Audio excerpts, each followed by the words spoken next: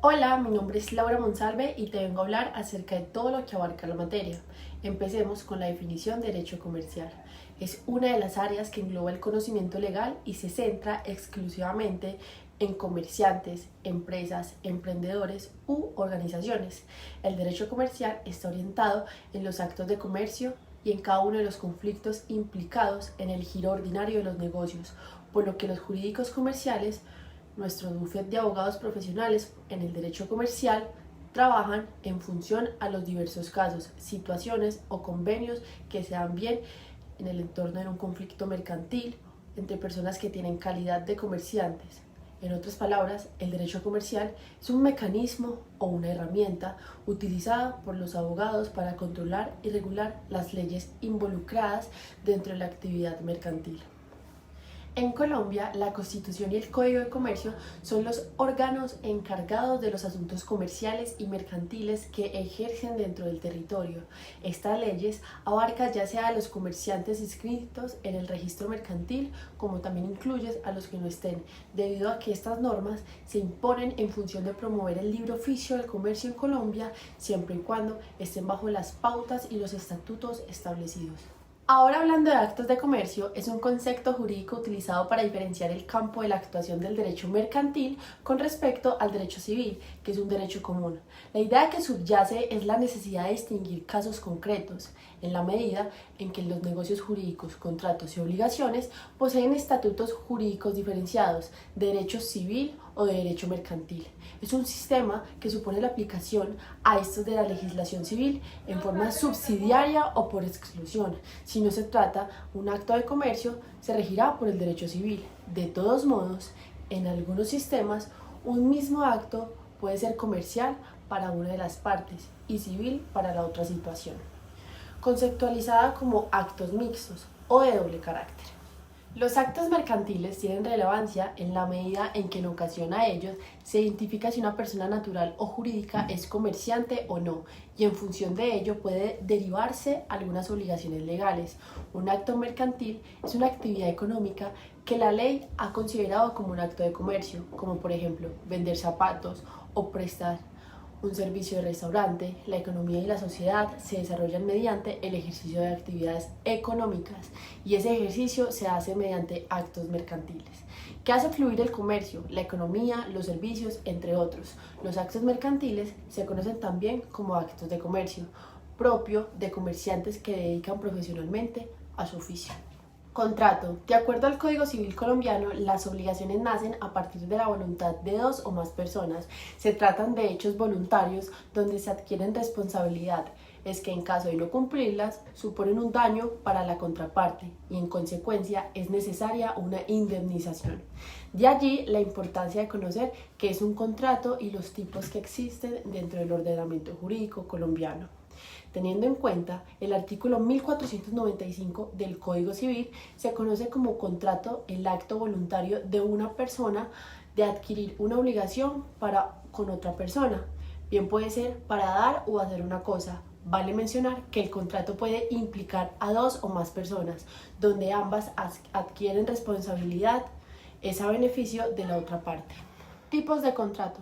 Este acto jurídico compromete a las partes que lo han firmado. La clasificación de los contratos, regulados en los artículos 1496 al 1500 del Código Civil colombiano, depende de los siguientes factores. Según quien adquiera la obligación, contrato unilateral, que obliga solo a una de las partes, por ejemplo, un contrato de préstamo. Contrato bilateral, donde todas las partes adquieren obligaciones, es decir, un contrato de compra-venta.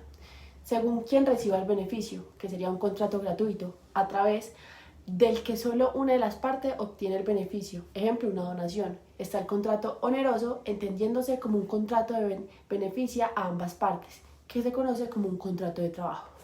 Según la existencia de contrato principal, que da a entender que puede existir por sí solo, ejemplo, arrendamiento, está el accesorio, que necesitará de otro contrato para poder existir, por ejemplo, prenda. Según los requisitos de validez, real que da a entender que se necesita la tradición de la cosa por ser válido, por ejemplo, como dato, el solemne, sujeto al cumplimiento de formalidades especiales establecidas en la ley, el contrato de la hipoteca, el consensual, es decir, que se hace perfecto solo con el consentimiento de las partes, compra y venta. También está según su ejecución. Vale mencionar que estos tipos de contratos no establecen dentro del Código Civil. Fue la doctrina la que estableció esta clasificación que se considera de suma importancia en la esencial y naturaleza de los contratos. Están los contratos de ejecución inmediata, aquellos que tienen un efecto instantáneo. Está el contrato de ejecución sucesiva, a saber aquellos donde los efectos prolongan con el tiempo. La propiedad intelectual es la denominación que recibe la protección legal sobre toda creación del talento o el ingenio humano dentro del ámbito científico, literario, artístico, industrial o comercial. La protección de la propiedad intelectual es de tipo jurídica, sin embargo, las leyes que existen no se realizan sobre esta denominación conceptual, sino sobre dos campos muy bien diferenciados, al derecho de autor y la propiedad industrial. La protección que la ley colombiana otorga al derecho de autor se realiza sobre todas las formas en que se puede expresar las ideas, no requiere ningún registro y perdura durante toda la vida del autor, más 80 años después de su muerte, después de lo que pueda causar hacer de dominio público el registro de la obra ante la Dirección Nacional de Derecho de Autor solo tiene como finalidad brindar mayor seguridad a los titulares del derecho.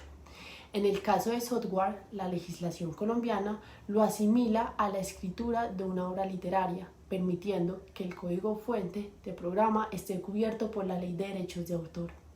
La propiedad industrial, por su parte, es la protección que se ejerce sobre las ideas que tienen aplicación en cualquier actividad del sector productivo o de servicios. En Colombia, para oficializar esta protección se requiere un registro formal en la Superintendencia de la Industria y Comercio y solo es válido durante algunos años para asegurar el monopolio de su explotación económica.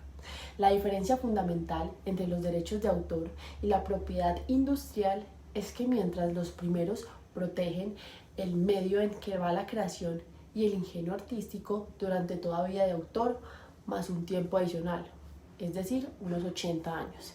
El segundo protege la idea, pero solo en el caso en que tenga aplicación industrial y se realiza por un tiempo limitado para asegurar su explotación económica, alrededor de 20 años.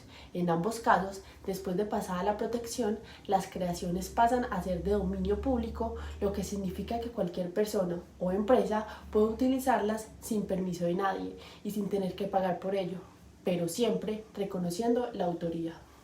Si bien la protección de la propiedad intelectual se realiza a través de la legislación y por tanto tiene cobertura en el territorio del país, las leyes y decretos tanto del derecho de autor como de la propiedad industrial se realizan con base en los acuerdos y tratados de la Organización Mundial de Propiedad Intelectual, por lo que hace que la mayoría de países en el mundo realizan la protección de forma similar y con mecanismos para la cooperación internacional en casos de pleitos jurídicos por fuera de las fronteras de su territorio.